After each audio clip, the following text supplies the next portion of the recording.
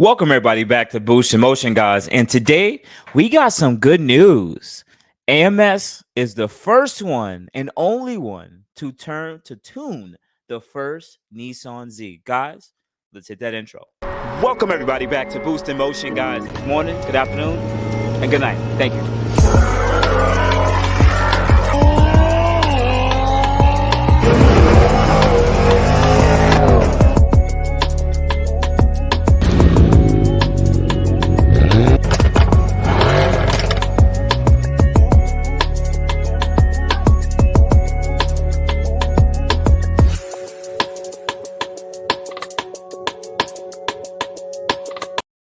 Welcome everybody back. Welcome everybody back to the channel. First thing, to my Boost in Motion family, I know you guys have already hit the like button. So much love, and I appreciate you guys so much. Now, if you're new to the Boost in Motion channel, I am Boost in Motion, and we're gonna be talking about the Nissan Z today. But I'm just not some person giving commentary here. I've owned two VR30 power plants. One was an Infiniti 2018 Q50 and 50 Infiniti, and another was a 2017 Infiniti Q60. Both were bolt-on in 293, so I'm very familiar with the VR30 platform. I have a lot of information, so if you definitely want to tap in with me, definitely hit the subscribe button with the bell notification. But anyway, guys, let's go. Let's jump into it. Let's quickly talk about it. First thing, shout out to AMS.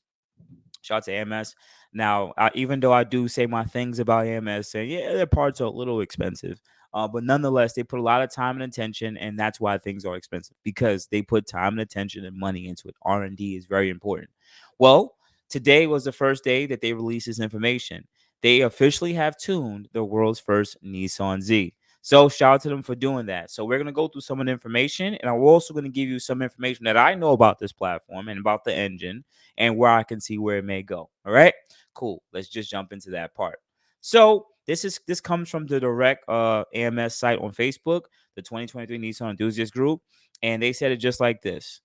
First, we are pleased to announce the beta EcuTech or ECU Tech software for the 2023 Nissan Z platform has been fully tested. The AMS calibration team has been hard at work with the EcuTech technology engineering, aiding in the development of new software to allow for tuning of the new Nissan Z. The Nissan Z platform is similar to the 2021 Infiniti VR30 ECU Tech architecture, which we previously calibrated with the EcuTech on. Now, quickly, just for this part, anybody's in the Infiniti community, the 2021 ECUs were different than the 2020 and below ECUs. So EcuTech had to go back and unlock that ECU recently. So they say it's very similar, and which makes it a lot easier for this car to be unlocked.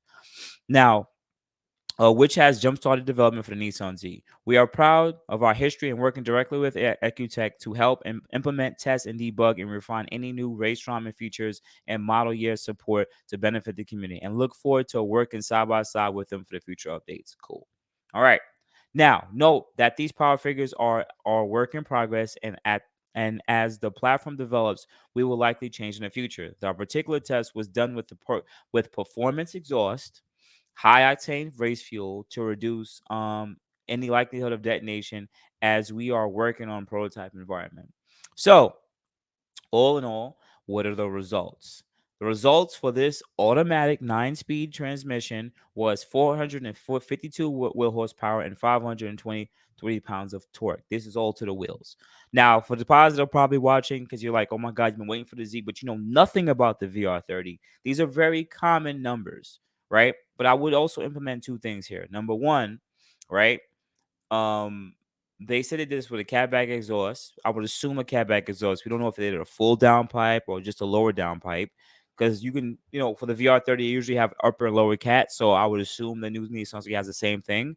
Also, on top of that, they did it with MS-109 fuel. This is a high octane race fuel. So they just wanted to make sure there was no pre-detonation or any type of detonation that may occur. They probably were super conservative too. But for them to do 452 with just possibly, I would assume, a catback exhaust and race fuel, we still not talking about cooling modifications or any intake systems, or maybe possibly even any downpipes. And they're being conservative, super conservative, right? So nonetheless, 452, I think, is really modest numbers. And I know that there's a lot more.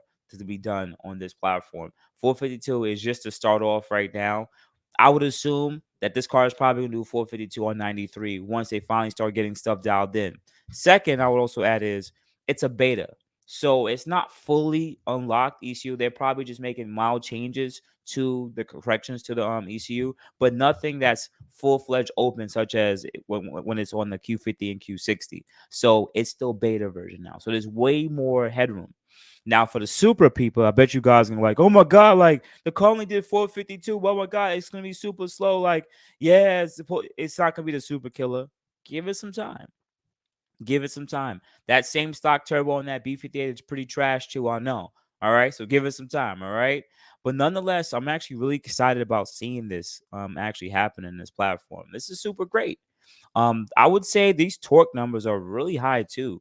523, it's pretty high.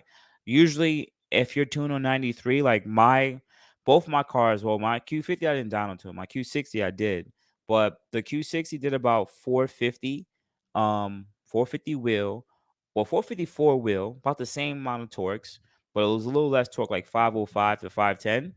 And I was full 3-inch, full catted downpipe, 3-inch exhaust, true dual, and I had intakes. Yeah, and I had intakes, and I had a heat exchanger. So I had I had all the proper modifications, and the car put down pretty much what this car did too. So nonetheless, kind of let you know right or wrong where I am, but this was also a 9-speed auto. They did it on better fuel. I can see that there's going to be some more done. I can't wait to see what they're going to really do for this platform. Like, I'm super excited. I'm super happy. And all in all, you guys are probably saying, well, Boost, now that the cat's out the bag, where do you think it's honestly going to land? Throw out some numbers, right? Throw out some numbers, Boost. Where do you think it's going to land? So in short, I'm going to say right now in video, I think because this, from what I've been told, those turbo housings are slightly different. I'm going to assume that a 93 tune bolt-on Nissan Z 9-speed automatic is going to dyno like 470. 470, 480 wheel on 93 fuel and downpipes, CATBACK exhaust, and maybe an intake. If it needs a heat exchanger, I would assume it's going to be a little bit higher. 470, 480. That's where I'm gonna let it fly right now, but I'm gonna leave it at 470. So hold me to those words. 829 2022. 93 tune Z's are gonna dyno about 470 on 93 with bolt-ons. All right, just 93 fuel, and of course we're gonna crack 500 easy on E. Ain't gonna be no issues at all. All right. So outside of that, guys, you have a good morning, good afternoon, good night. Shout out to AMS Performance for getting pretty much right on task. Shout out to that company, man. They know what they're doing. They're not freaking playing. They're not playing. So outside of that, guys, hit me up at boostinmotion.g, Facebook, and boostinmotion@gmail.com. Otherwise than that, guys, you already know what to do. Hopefully I earned that like. You guys have a good day. I appreciate you. Thank you, everybody, for watching. Do appreciate you guys. Love you guys very much. You can also check out the 2 links I posted for some of my other videos. Also, on top of that, if you want to purchase some Boost in Motion merch, definitely check the link that I posted also. And finally, if you've been watching all my videos and you enjoy them, please hit the link to subscribe to my